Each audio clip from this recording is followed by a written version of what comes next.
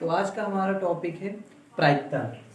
अच्छा, प्रायिकता हमने देखा है कि प्रायिकता का जो टॉपिक है इसमें जो तीन महत्वपूर्ण टॉपिक्स हैं वो है ताश, सिक्का और पासा।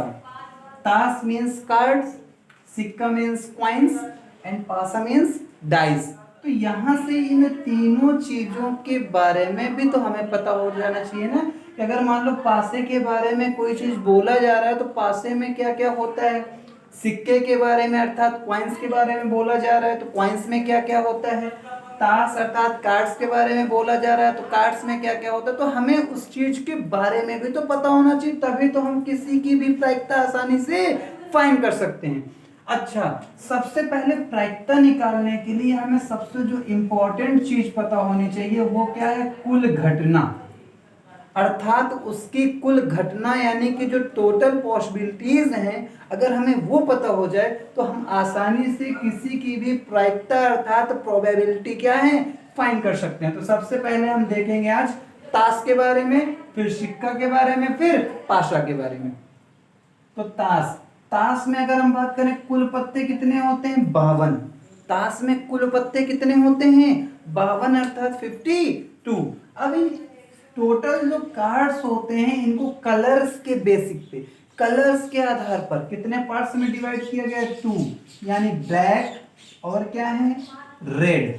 अच्छा, 2 पार्ट्स में डिवाइड किया गया होगा तो ऑब्वियस सी बात है कि ब्लैक वाले में कितने कार्ड्स गए होंगे, 26, और रेड वाले में कितने गए होंगे, 26। 26 मिलाकर के कितने कार्ड्स हो गए, 52। अब देन इन कलर्स के बाद भी क्या किया गया, इनको 2 पार्ट्स में डिवाइड किया गया।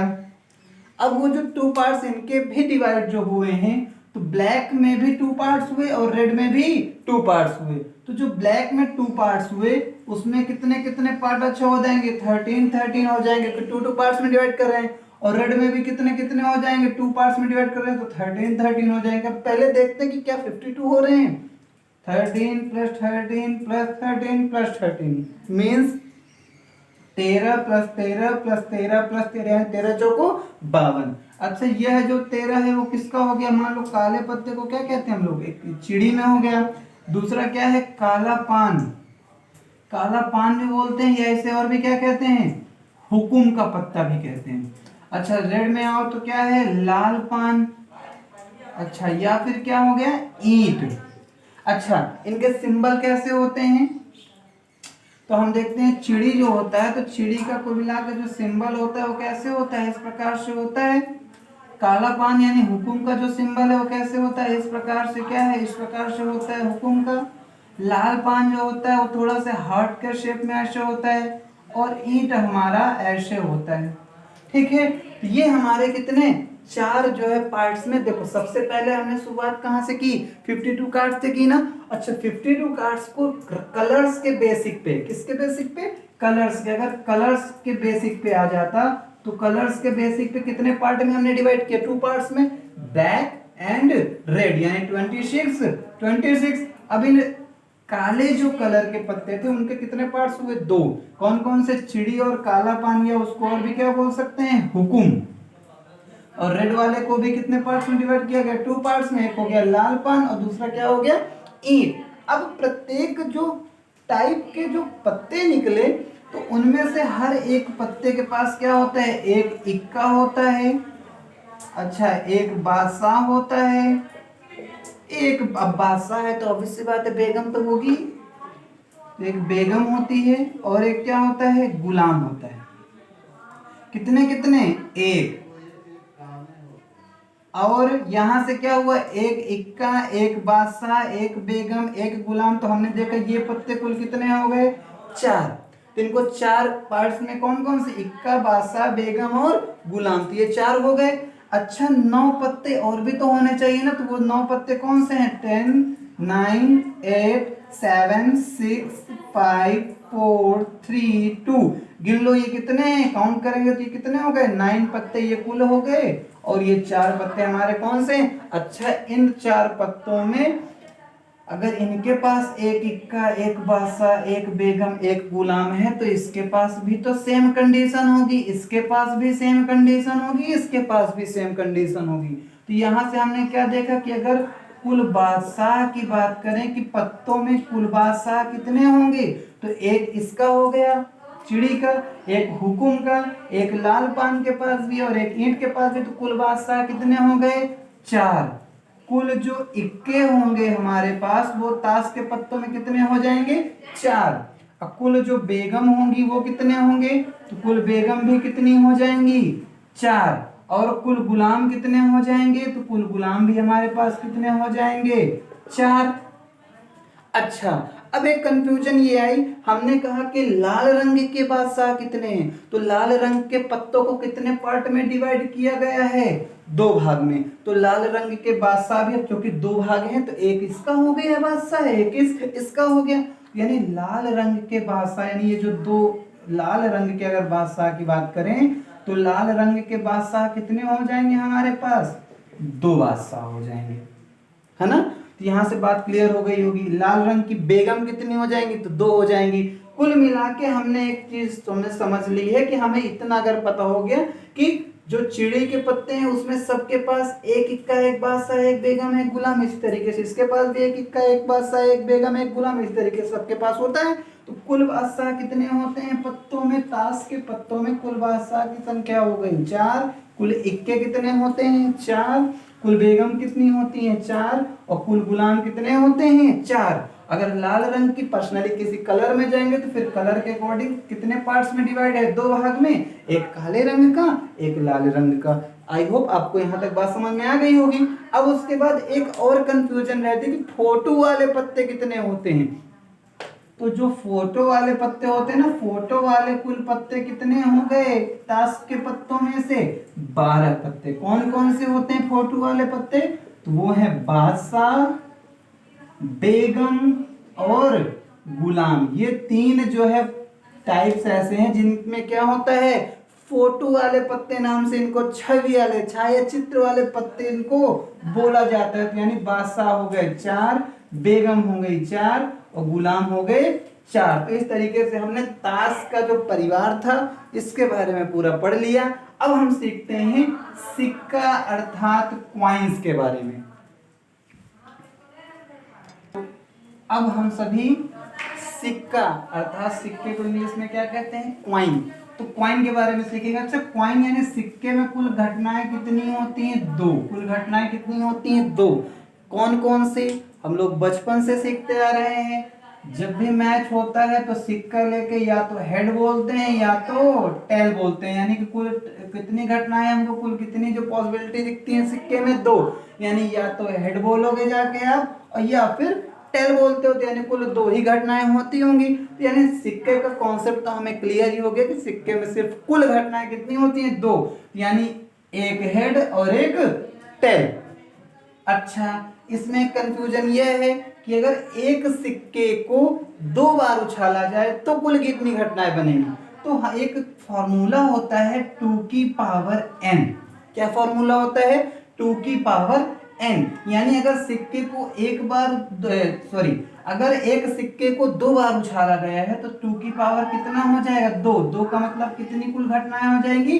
4। अगर वही एक सिक्के को 3 बार उछाला जा रहा है तो जब 3 बार उछाल रहे हैं तो 2 की पावर n। n मतलब कितनी बार? तो बोला हमने 3 बार। तो 2 की घात 3 का मतलब क्या हो गया कि 2 गुणे 2 गुणे 2 अर्थात कितना हो जाएगा? 8। बच्चे गलती क्या करते हैं कि जैसे उसने उन्होंने कहा कि एक सिक्के को 3 बार उछाला गया, तो वो 3 बार का मतलब है कि एक सिक्के में उन्होंने पूछा कि कितनी घटनाएं होती है, तो उन्होंने बता दिया 2। और कितनी बार उछाल रहे हैं तो कहा 3 बार। तो तुरंत 2 का 3 से क्या कर देते हैं? गुणा करके बता देते हैं कि आंसर आएगा 6, जो कि क्या है? गलत है। हमें ऐसे गुणा नहीं करना, हमें 2 की घात जितनी बार भी उछाला जा रहा है उतनी घात लगा दो एंड देन इस तरीके से उसको सॉल्व कर लो। इस तरीके से क्या है, हमारे पास कुल घटनाएं आ जाएंगी बिना किसी कंफ्यूजन के। तो सिक्के में अगर हमें एक सिक्के को जितनी टाइम्स उछाला जा रहा है, जितने बार फेंका जा रहा है ऊपर, और हमें अगर कुल घटनाएं कितनी बन रही हैं वो फाइंड करना हो, तो एक फॉर्मूला याद रखना है, जो कि कौन सा है, 2 की power n, which means n का मतलब क्या होता है, इतने टाइम्स उछाला गया। यहां तक बात सबको समझ में आ गई। ये था बस टॉपिक किसके बारे में, क्वाइंस के बारे में। अब हम सभी लोग किसके बारे में सीखेंगे, पासा। पासा अर्थात पासे को इंग्लिश में क्या कहते हैं, डाइस। तो हम डाइस के बारे में सीखेंगे कि आखिरकार डाइस में क्या क्या होता है। तो अब जो हमारा थर्ड टॉपिक है वह क्या है, डाइस। डाइस अर्थात क्या होता है, पासा। पासे का मतलब क्या है कि पासे जो हम पासे को कहाँ पे यूज करते हैं, लूडो में। कहाँ पे यूज करते हैं, लूडो में ज्यादातर। तो पासे में जो कुल घटनाएं होती हैं वे कितनी होती हैं, 6 घटनाएं होती हैं। कितनी होती हैं, 6। 6 का मतलब गिनती के अनुसार क्या क्या हो गया, 1 2 3 4 5 और ये 6, यानी कुल जो डाइस होता है, डाइस मीन्स पासा, तो पासे में कुल कितनी घटनाएं होती हैं, 6। अच्छा, इससे जो अन्य जो पॉसिबिलिटी यानी जो इससे अन्य क्वेश्चन बनते हैं वो किस प्रकार से बनते हैं। सबसे पहले तो ये पूछ लेता है कि सम संख्या पासे में कितनी होती है। तो सम संख्याओं की संख्या कितनी होती है, 3 होती है। कैसे, देखिए 2 4 6, यानी वे सभी संख्याएं जो किससे कट जाएं, 2 से जो क्या होती हैं, डिविजिबल होती हैं, वही संख्याएं क्या कहलाती हैं, सम संख्याएं। तो यहाँ से 2 से डिविजिबल संख्याएं कौन कौन से हमको दिखाई दे रही हैं, 2 या फिर 4 या फिर 6। तो कुल सम संख्याएं पासे में कितनी होती हैं, 3। कौन कौन सी, 2 4 6। उसके बाद अगर हम बात करें विषम संख्या की, तो जो विषम संख्या होती हैं, विषम संख्याएं भी कितनी होती हैं, 3। विषम संख्याएं भी कितनी होती हैं, 3। और विषम संख्याएं कौन सी होती हैं, वे संख्याएं, वे number, those number that are not divisible by 2, which means जो 2 से ना कटे, अर्थात 1 3 5। ये देखो कितनी संख्याएं हो गई, 3। तो किसी भी पासे में सम संख्याएं कितनी होती हैं, 3।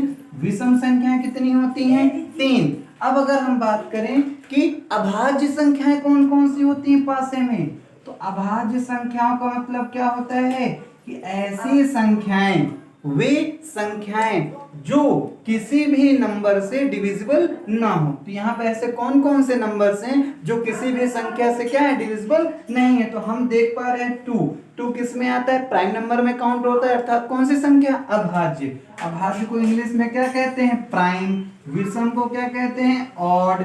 सम को क्या कहते हैं, इवन। तो यहाँ पर जो अभाज्य संख्या अर्थात प्राइम नंबर्स हैं, कौन कौन सी हो जाएंगी, या तो 2 हो गया क्योंकि 2 किसी के नंबर में नहीं आता, डिविजिबल नहीं होता, या फिर कौन सा हो जाएगा, 3 हो जाएगा, या फिर क्या हो जाएगा, 5। तो ये 3 नंबर्स ऐसे हैं जो क्या होते हैं, they are prime numbers in dice. Next जो टॉपिक है इसी में पूछा जाने वाला वह क्या है कि सम अभाज्य संख्या। कौन सी, सम अभाज्य संख्या, which means even prime number, which means even prime number, अर्थात सम भी हो साथ में अभाज्य भी हो। अब अच्छा, आप लोगों ने यहाँ पे सम भी देखी होगी और अभाज्य भी देख ली है। अब बताओ ऐसा कौन सा नंबर है जो हमें इसमें दोनों में दिखाई दे रहा है। थोड़ा सा अगर ध्यान देंगे तो कौन सा नंबर है, 2 जो है सम में भी काउंट हो रहा है और अभाज्य अर्थात प्राइम नंबर में भी काउंट हो रहा था। यानी सिर्फ एक संख्या ऐसी हमको दिखी है जो सम भी है और अभाज्य भी होती है। यानी कुल सम अभाज्य संख्याएं कितनी हो गई, 1। यानी सम अभाज्य संख्या डाइस में कितनी होती है, 1 होती है। कौन सी है वह, तो वह है 2। अभाज्य संख्या कितनी होती हैं, 3। विषम संख्याएं कितनी होती हैं, 3। और सम संख्याएं कितनी होती हैं, 3। तो इस तरीके से हमने डाइस के बारे में सीख लिया कि डाइस में कुल जो पॉसिबिलिटीज, कुल जो घटनाएं हैं, इवेंट्स हैं, वो कितने होते हैं, 6, जिनमें से सम संख्याएं 3, विषम संख्याएं 3, अभाज्य संख्याएं 3 एंड सम अभाज्य संख्याएं कितनी होंगी, 1, जो कि कौन सी होती है, इकलौती वह संख्या 2 होती है जो किसी से भी कटती नहीं है, साथ में वह इवन नंबर भी कही जाती है। आई होप आप सबको आज का मेरा ये वीडियो पसंद आया हो।